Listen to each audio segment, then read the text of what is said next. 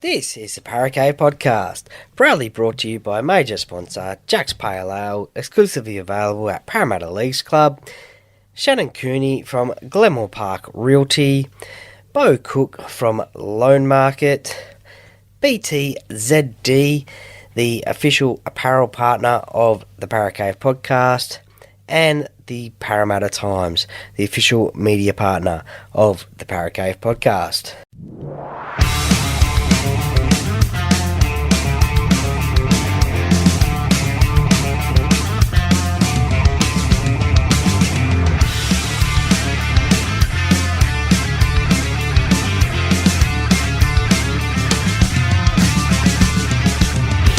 Welcome to another episode of the Paracave Podcast. And now over to your host, Troy Warner, broadcasting live from the world-famous Paracave. And yes, hello and welcome back to another episode of the Paracave Podcast. Troy Warner here, and this is the review chat with the Duckman on Pulse FM 89.9 FM on a Sunday night.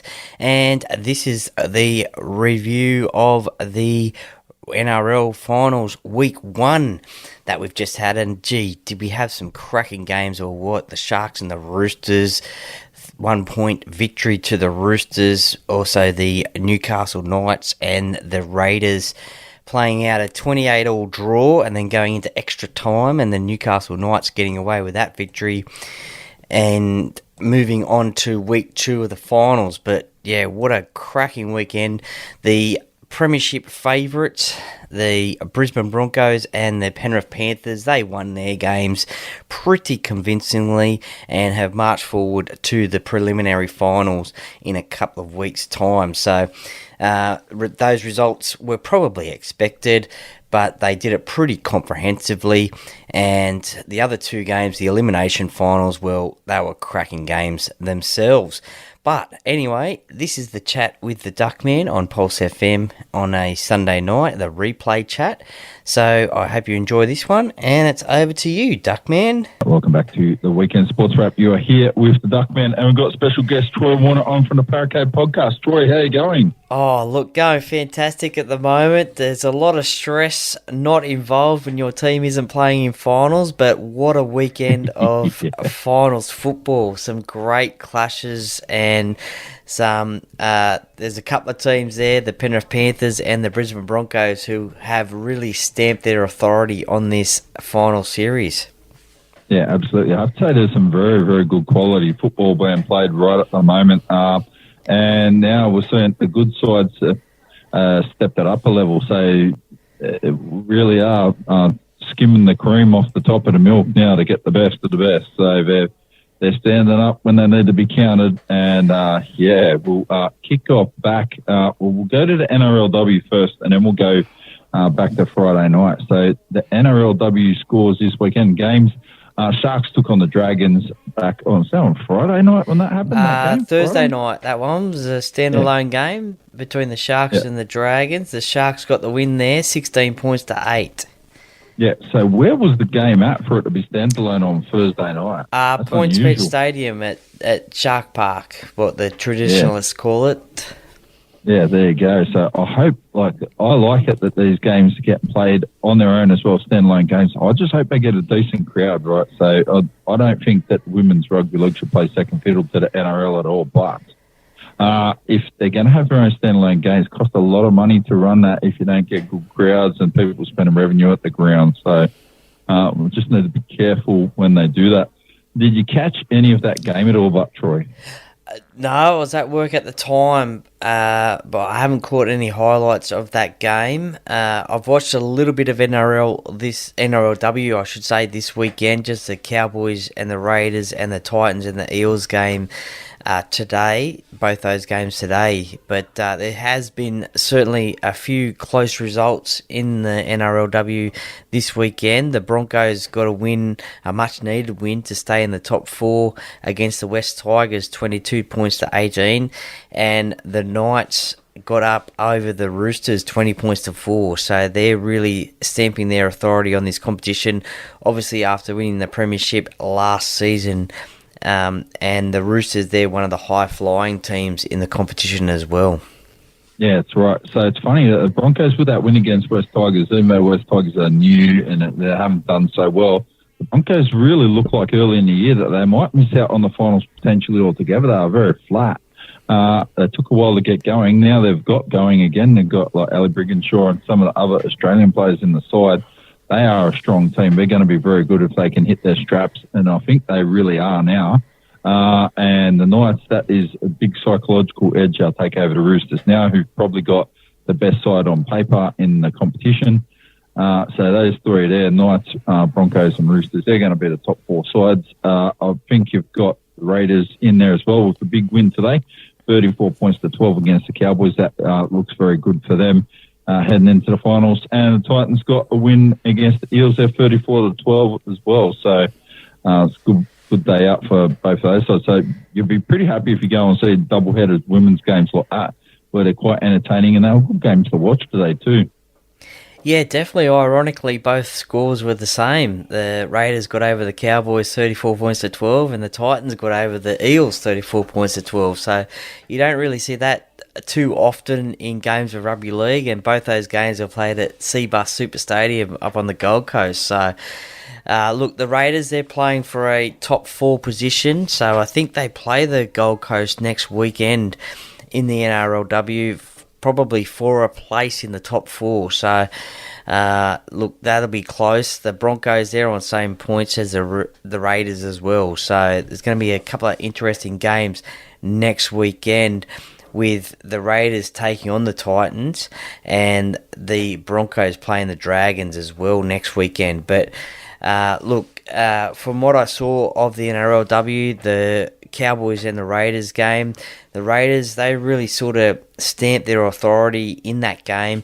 They scored a couple of tries and they never looked back. They were playing as if they needed to score a lot of points to get into that top 4, and they just had it all over the Cowboys. The Cowboys had a try disallowed early on, and it sort of deflated their confidence a little bit, and we've seen that over the last couple of weeks.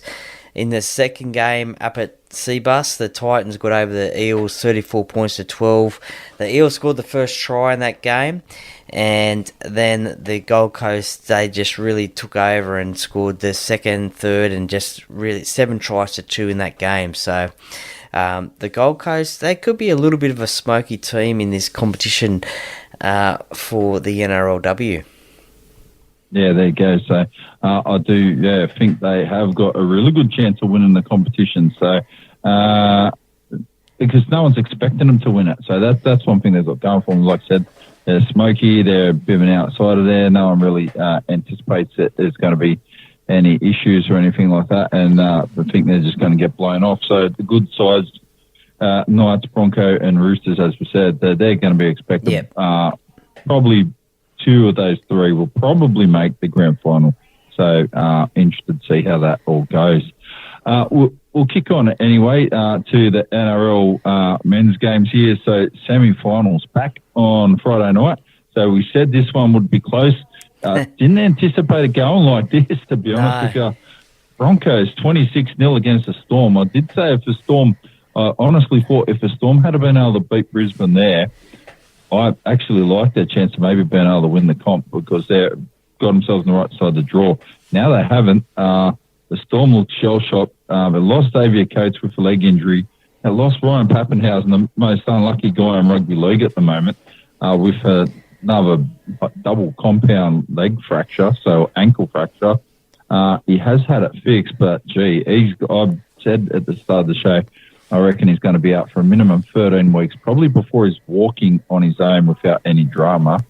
And you're probably looking at somewhere 3 to 5 months before he can get on the field and play again. Luckily, it's coming up to the off-season, and he's going to have time to recover. Yeah, look, a massive blow to the Melbourne Storm and also Ryan Pappenhausen. He had played 2 full games for the Melbourne Storm in his comeback after 400-odd days out of the game with that knee injury. Unfortunately, fortunately, it wasn't a compound fracture.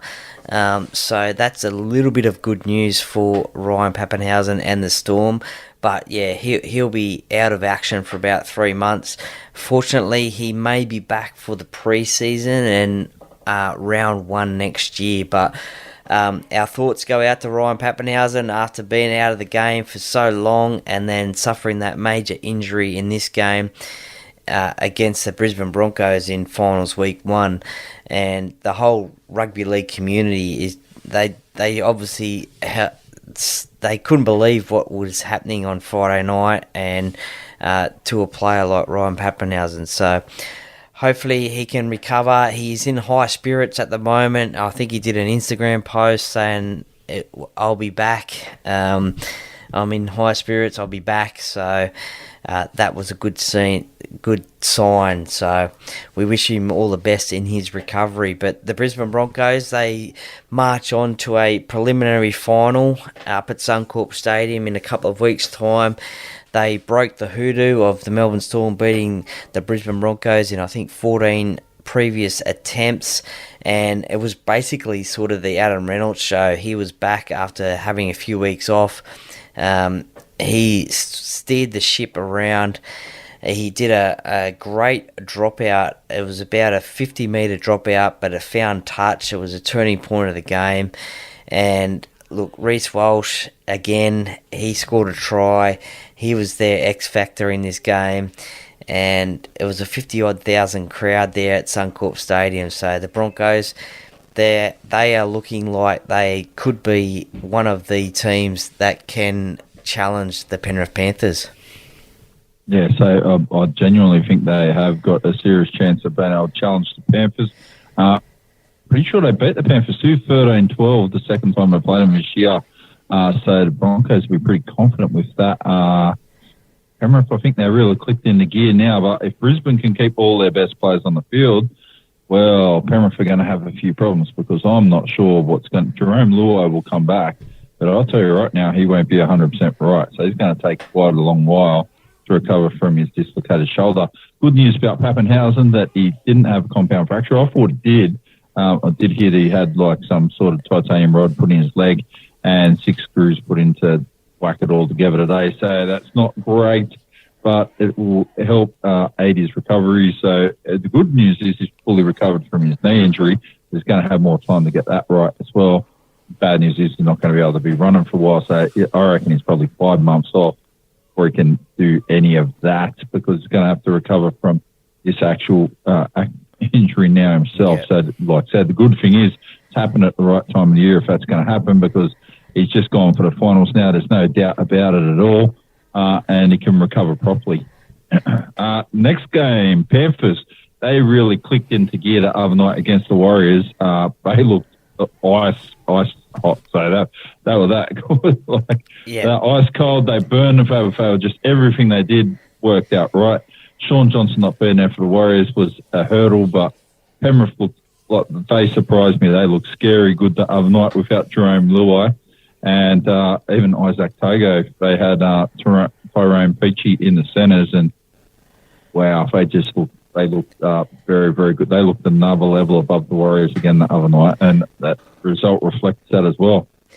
Yeah, definitely. I think the Panthers, they're a team that sort of go through the motions between rounds 1 and 27, and then when it comes to the business end of the season in the finals, that's when they really start to click, and they certainly did that against the Warriors, 32 points to 6 at Bluebet Stadium, a sold-out stadium, and it was basically sort of the Nathan Cleary show. There was a try there to Liam Martin where Penrith got the ball back and he's lost his boot and he's just thrown it on the ground and then just passed it to Liam Martin, a great hole runner, and he scored a try. So, look, the Panthers and Nathan Cleary scored a try himself. It was a great show and go, and he beat a few defenders and scored a try as well, the last try of the game. And the Warriors were never in the game. They were chasing from behind, but Wade Egan got a try for the Warriors, and they were always going to do it tough without Sean Johnson,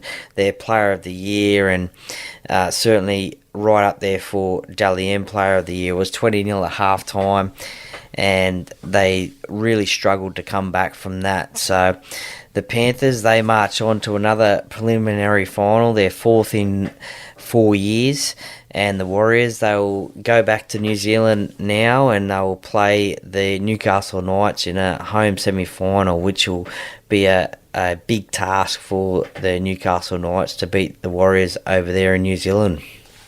Yeah, I think they'll be able to get the business done, but they've got the potential, the Warriors, to really kick on further. I just can't see anybody blown by. I think the Warriors will get through that without too many obstacles, really. So they're going to look very good against anybody they've got to play. I think that, so if they win, they're going to end up on the Broncos side of the draw, aren't they? So yep. that will be a big problem. So we'll see how that all goes. I do know the Roosters, let's have a look here. Sam Walker got himself a fine too out of this, and the Warriors captain Tohu Harris got himself a fine from the Panthers game the other day too. So we'll have a look at that. So for all these different incidents, see if any other Warriors players picked up any fines or anything.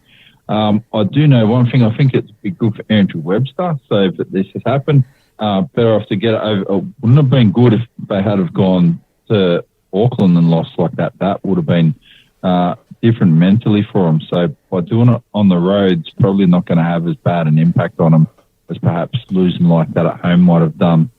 They'll be at home next week. They'll go, and Penrith will have, and I'm not sure that a week off is going to be good for Penrith or Brisbane. So I would probably rather be playing myself if I was these guys to keep it. Penrith are only going to be happy because it's going to give Jerome Luai an extra week before he needs to do anything. So, and I still don't know if I'd be. Maybe you would bring Jerome Luai back off the bench in the next game to have a look at how he's going to go. Right, you've got to test it out. So you don't want to get in the grand final untested, not be sure if he's going to be there. So we'll throw him on the bench and give him 15 to 20 minutes and have a look at it. If he's good, well, maybe give him a bit more time. If not, well, you call it as you see it. The next game, but Sharkies against the Roosters. So Sharks went down 13-12. So Sam Walker kicked the field goal at the end of the game. I did see Tedesco make a tackle. Was he not at first marker or what? He made a tackle on Nico Hines. I reckon it was a legit tackle, and he got 10 minutes in the sin bin. I thought, the Sharks are going to win this one, and just didn't happen. They couldn't knock it off. And this is what people have said throughout the year. The Sharks in the last 5 years haven't had the mental edge to be able to beat top 8 teams, and they did it again. They weren't able to get the job done when they should have finished it off. Yeah, well, last season they went out in straight sets after losing to the Cowboys in week 1 of the finals at home, and there was a lot of controversy about this game of whether it should have been played at PointsBet Stadium, only letting in 13,000 people into the ground, where they could have played at another venue and got a bigger crowd. But they played it at PointsBet Stadium because the Sharks had earned that home final, and they were in control of this game. They went into halftime 6-0.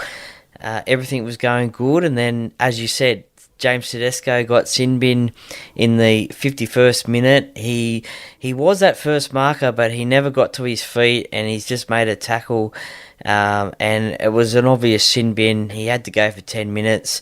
The Sharks, they capitalised. They did score a try to Ronaldo Mulatalo, and they were up 12-0, I think it was, or 12-6, I think it was, and they just couldn't close out the game. The Roosters, they came back, and they got back to 12 all, and then there was unbelievable 2 charge down attempts of field goal by the Sharks.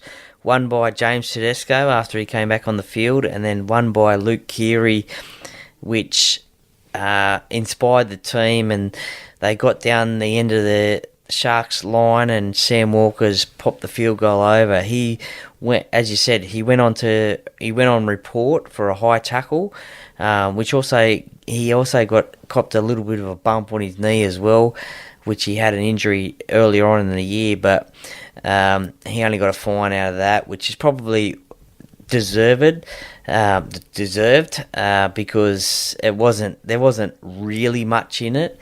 And the Roosters, they march on 13-12, and the Sharks, they'll be massively disappointed in that loss at PointsBet Stadium, their home ground. Wade Graham's last home game, or last game ever, because he's retired now, 297 games in the NRL, and the second year in a row that they've gone down in finals. Yeah, and I reckon they're going to struggle now too, because the side that they won the comp with a few years ago, they're pretty much retired now. So most of those guys, Fafita's retired, a lot of the guys have moved on, retired. Anas the Menace is retired, so all these guys have moved on now. Wade Graham is retired as well. Wade Graham was the guy you could use. He was good when he was at Penrith. I was disappointed when Penrith let him go, because they had a habit of letting go of guys who went to Cronulla, like there's him, there's Matthew Reek, there's a few of these guys, and they were good players. And I knew he would be a good player, but didn't realise he'd be able to play lock and second row too. Figured he probably would. He looked pretty nuggety back in the day when he was playing for Penrith. But it'll be a big loss. Not sure they're going to easily be able to replace him, because he'd probably be one of the better 5'8" and utility forwards that they've had for several years, really. So, and he was a good leader on the field. So he definitely gave everything. So well done, the way Graham had a good career. A lot of people are saying that this is probably one of the greatest wins in the Roosters' history. They went down to 15 men at one stage because Joseph Suaalii, he got ruled out of the game with a HIA at half-time, and then Joseph Manu, he limped off with a hamstring injury, so he is in doubt for this week's game against the Melbourne Storm as well. So that will be a massive loss if he is not available for the Roosters this week. I have to say I'm really disappointed about that. So poor Joseph. Joseph Manu. Well, I'm just weeping tears of unhappiness about that. So seriously, I don't like the guy. He still grates me, annoys me. Got injured again, did he? So what a surprise. I reckon he's overrated. They should call him the Enigma, because no one knows what he's doing, and he's not all that good. So in my opinion, Joseph Manu, he's played. Yeah, he's not that Joseph good. Manu. Yeah, I don't reckon he's that good. So I reckon he's overrated. So he's. Like, he wouldn't be making my Roosters starting 13, I can tell you that right now. So I'm not sure where you'd be putting him. So he would be maybe a 14 or something like that. But I don't know, where are you going to play him? 5'8" and bump who from there? What, Keary? No, I wouldn't be bumping Keary for him. And in the centres, I'm not sure. I think too injury prone. I think he's a centre. He likes to play fullback as well. We've seen him play fullback for New Zealand. He has performed at that level in fullback, but he has copped a few injuries over the last few weeks. So, as I said, that'll be a massive loss for the Roosters if he is ruled out against the Melbourne Storm. Yeah, I just wish that had it been him running with the ball when Reece Walsh got hit by Joseph Tarpany last week, and Joseph Tarpany had a hit. that would have made my day. So I don't like the guy. He grates me the wrong way. It's got a winger spot coming up next year when Suaalii goes to rugby, so he can fit in there somewhere on the wing, I suppose. So he can play, just one of those guys that really rubs you the wrong way. So and that would be him. Okay, well, he's off contract, or he is available to look at contract offers from November 1. So we'll just have to wait and see West Tigers don't go down that avenue. There's better players. So no, actually, to be honest with you, he is probably he has got the Enigma X Factor thing. He's probably the sort of player West Tigers need, but they don't need one of him. They need about four of him, right? You're going to need a halfback. They're going to need something in the half. So if he plays 5'8", yeah, that could be his position, really. Well, I don't know, West Tigers, where are they going to start? They need to really pick up a player like Joseph Manu. They're going to need some outside backs as well, at least a winger and a centre. And they just let one of the players go back to Penrith. I can't even remember who that was now. So that's how many they're turning players over like turnstile. Like anyone they let go, you watch, they go and play better for other places like Jackson Hastings. So Anyway, we'll kick on. So I can tell you, Joseph Manu, I'm not a big fan of Kalen Ponga either, but it's not from Kalen Ponga. I think his dad is very annoying, so interfering with stuff that he does outside of football, and that's not great. Next game here, the Knights against the Raiders. Knights got up 30-28. What a game! What the golden point, extra time, and everything. Wow, I'm just surprised. Well, it went all the way to 90 minutes as well, so everything in the game. And Jack Whiten decided he's going to have a nibble of a couple of players. Allegedly. Allegedly. Well, so he either bit him or his arm just ended up in his mouth. So somehow that happened. So we'll draw our own conclusions on that. I'm sure the judiciary will decide on Wednesday night what's going to happen with that. So Jack White may be getting a rest before he starts the South next. He might have an extended holiday. So we'll see what happens here. Do have to throw in allegedly because I don't feel like getting sued today. But yeah, Joseph Manu, like I said, he's just got me in bad mood. So fair enough. Well, yeah, no, look, this was a great game. Newcastle sold out stadium up there at McDonald Jones Stadium. Elimination game, and we all thought that Newcastle would be the favourite. Well, they were the favourites going into the game, but the Raiders, they certainly turned up and they were winning 16-6 at half time, and they were in control of the game. But Newcastle, they came back and scored some tries. Dom Young, he keeps on scoring tries and got a double today. And Kalen Ponga, he kept on kicking his goals. And the Raiders had 3 field goal attempts, but none of them were successful. And then it went into extra time, and probably maybe people don't realise that in semi-finals that there is no golden point. It does go to extra time, 5 minutes each way, and then if it's still locked up, it does go to golden point. So the Knights, they got a penalty, and Kalen Ponga has put that over to secure the win, 30-28. But as we said, allegedly there is that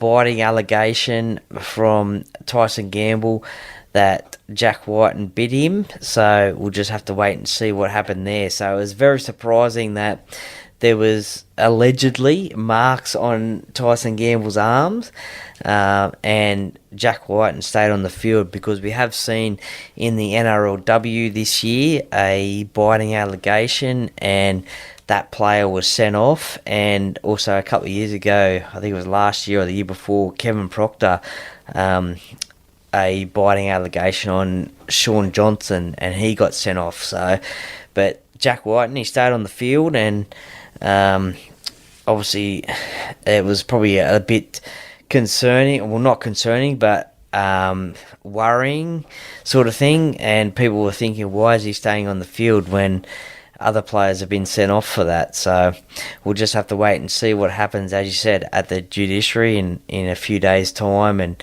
he'll obviously have to serve that suspension with South Sydney. Yeah, there you go. So I was just looking at, I've pulled up some random stuff here, having a look at people that have been sent off, suspended or whatever for biting. Apparently, here we go, one of the NRLW players, Ashley Werner, pled not guilty to biting one of the Roosters players, Jamie Frezard, in a game. When was that? Yeah, that was this year. That was this year in the NRLW, yeah. Yeah, there you go. So, and there's another guy, Peter Philandia, is an AFL player, got banned years ago because he bit someone's gonads effectively and got suspended for 10 games. Ouch. 10 games for that. Why would you do that? Seriously, what's going on there? Who knows? I'm going to have a bite. So, back in the day, so I told you just before we started the show, Rod Reddy, his nickname was Rocket. He also had a nickname after 1977 Grand Final against Parramatta, Jaws, because they said that the Parramatta forwards claimed they were eaten alive by the St George forwards. Now, talking about Rod Reddy and Robert Stone there, they mentioned them too, I named them, so I can say there that was the allegation. So it's all allegations. It wasn't proven there, but the players were bitten, but it wasn't proven who did it. So Steve Edge did say he didn't think that Robert Stone bit someone. He did think that Rocket Reddy did it, so he would know he was the hooker, and he played for both sides. So who knows? Who knows really? There's just some weird stuff. So going to look at a couple of other anomalies. So I asked you just before we started the show to have a look at players that have been sent off in grand finals. So you pulled out Phil Sigsworth from 1986 grand final, and I can tell you now, Terry Lamb. I don't know why I was watching a replay of 1986 grand final. I was watching the highlights of it the other day on YouTube, and that high shot on Mick Delroy on the wing. I'm telling you, it wasn't Terry Lamb. Andrew Farrar. He's full on nearly ripped his head off. And then Mick Delroy stayed on the field. I don't know how long he stayed on the field for. I couldn't tell. But he didn't know what was going on. I can tell you that right now. So he has said in the past when he's been interviewed afterwards, he doesn't remember the grand final at all. So he was gone. Brett Kenny copped about 55 high shots as well. And one of them was from Phil Sigsworth, who actually got sent off. And I can tell you, I do think when I was watching the end of that game, Parramatta dodged a massive bullet. Because I think they were on the verge. Canterbury looked like they were on the verge of scoring a try just before it got to full time. So it was going all the way. So they're probably lucky that worked out the way it did. They did get the win 4-2. It was a good win by Parramatta. I have to say, there's another person I mentioned it too, Rex Mossop. He got sent off.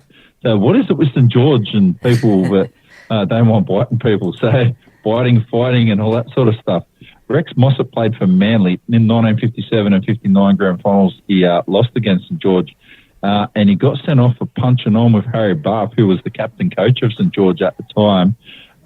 And there you go. So Rex Mossop, when they went to judiciary, they were having a drink and talk about it afterwards. Rex Mossop was a bit of a tough customer too back in the day. I remember hearing him. Yep. He had bone spurs in his feet, and it was super, super fit. And he's such a fit athlete and everything like that. Apparently grinded the bone spurs off his feet from running. So just on his own, he just ran them out of his feet and completely got rid of the bone spurs. So that's unreal because I got problems with my feet now, and I don't know if I'd be running out bone spurs. I run with them on, but I haven't grinded them away. I'm not that fit. Well, my greatest memory of Rex Mossop was growing up watching rugby league, and he was on the, I think, Channel 10 call team, and his famous call was flabbergasted. He was about some of the referees' calls. I'm flabbergasted about that, and that was my greatest memory of Rex Mossop. Obviously, I've watched a little bit of highlights of him playing, and knew that he played for Manly. But my greatest memory of him was being a commentator, I think, on Channel 10 back in the day. Yeah, so he was a dual international too. Played rugby union for Manly before he went to rugby league. Did play for the Wallabies as well, as far as I know, Rex Mossop. I haven't got stats in. I should have a look. I've got Wikipedia here in front of me. Pretty sure he played for the Wallabies and definitely played for the Kangaroos, rugby union. Yeah, he did play for the Wallabies there for a couple of years there when he was playing for Manly. So he was a good player. He was a tough player too. So he played number 8 in rugby union and 4 and 5 as well, so lock. And at the back of the scrum, and I think in rugby league you come into prop, so it's very different back then. So there weren't too many 100-kilo players around. Now we got some big units around in rugby and in rugby league, so it just doesn't happen like that anymore. These guys have got, they used to work full-time then as well. They just weren't physically as big. So there were some big guys. Harry Barth was supposed to be a big guy, but there wasn't 120, 130-kilo guys. There were exceptions, but not that many. Another thing we'll have a bit of a look at, so while you're there.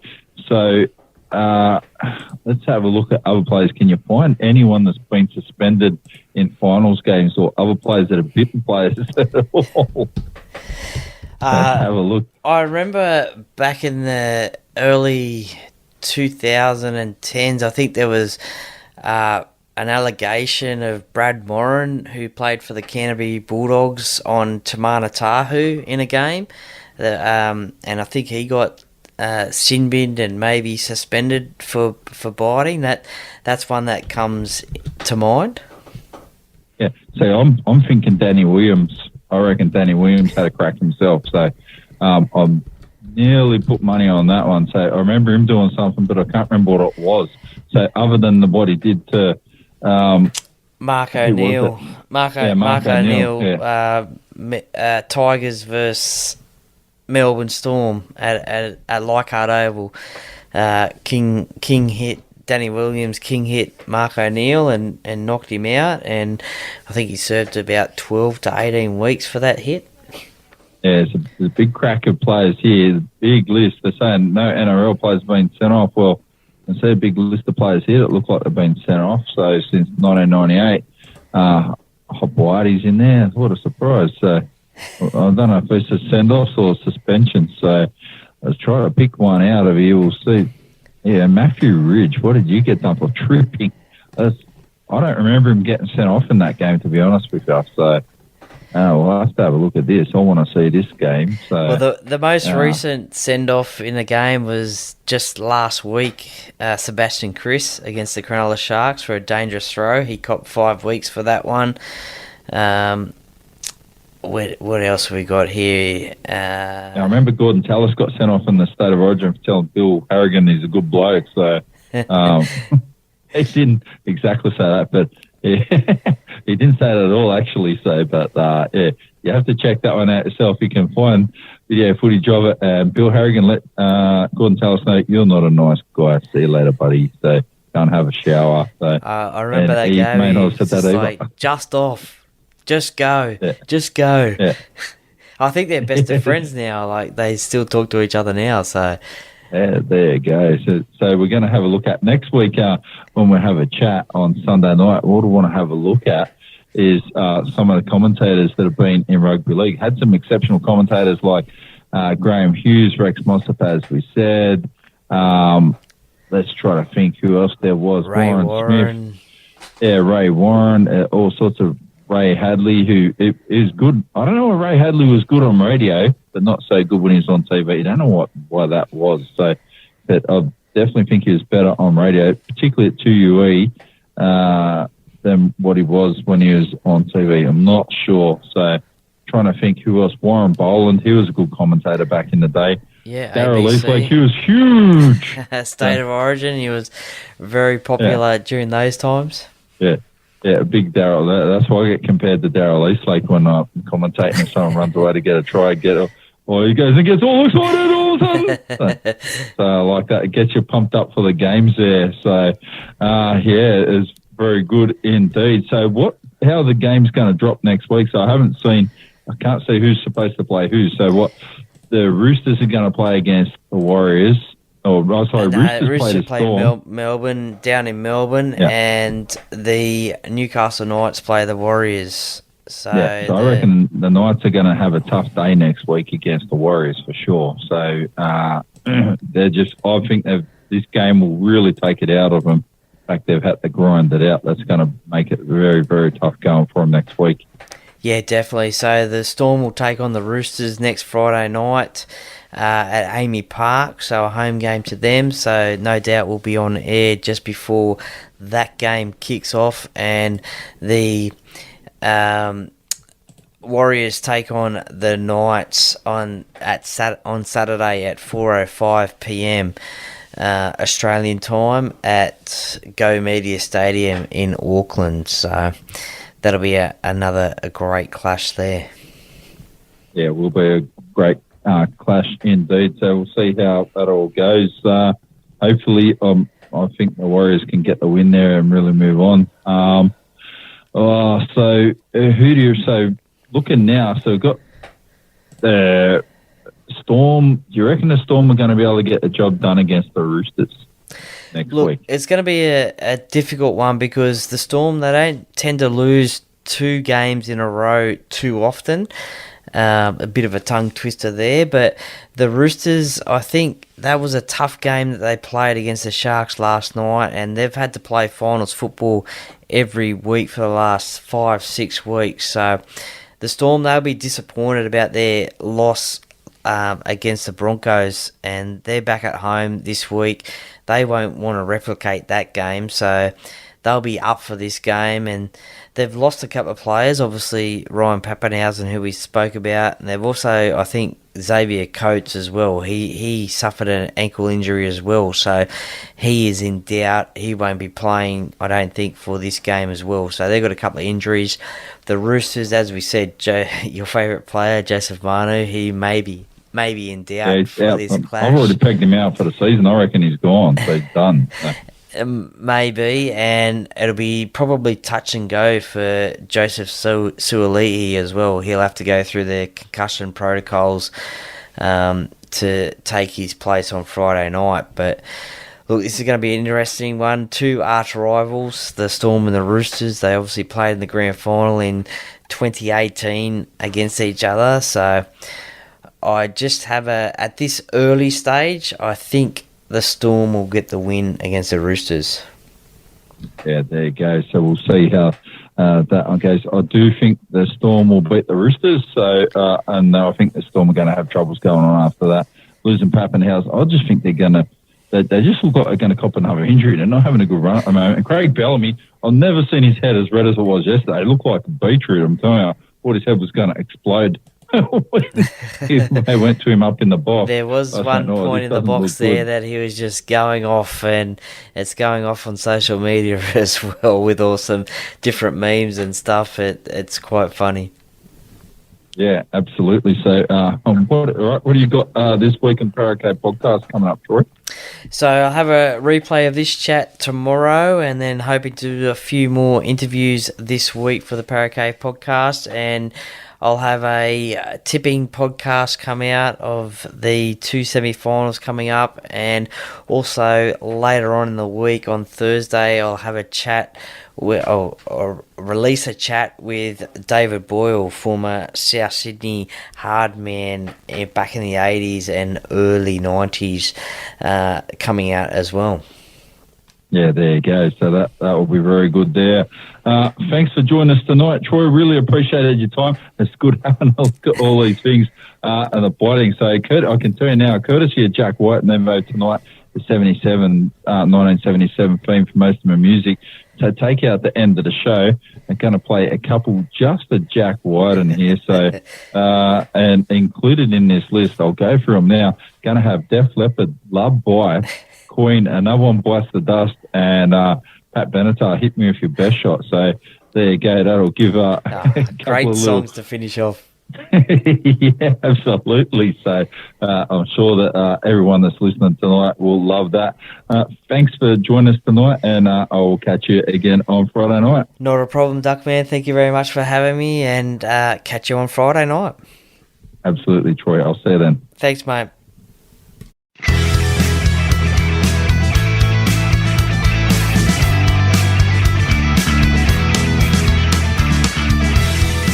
Thank you for listening to another episode of the Parakeet Podcast. See you next time.